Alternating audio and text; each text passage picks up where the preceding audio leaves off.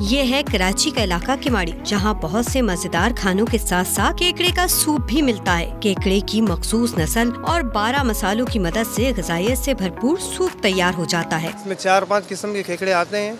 हम लोग डालते हैं इसमें जंगली, ठीक है, वो जंगली ज़्यादा चलता है और सर्दी में खाने का यही है। इसमें गरम मसाला डलता है और हरी मिर्च से इससे बनता है और प्याज।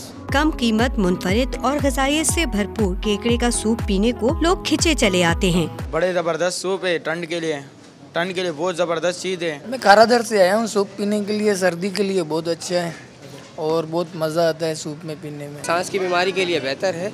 मुझे खुद अस्थमा है, दमे की बीमारी है, और इसके लिए तो मैं बहुत पार्सल लेकर जाता रहता हूँ रोज़ का, और यहाँ का सूप बहुत अच्छा है। नस्ल दर नस्ल मुंतकिल होते इस सूप की शॉप पर आने वाले सूप की खुशबू और मज़े को मुनफरिद करार देते हैं। केकड़े का मज़ेदार सूप सर्दी भगाने के साथ साथ ग़िज़ाई एतबार से भी बहुत मुफीद माना जाता है।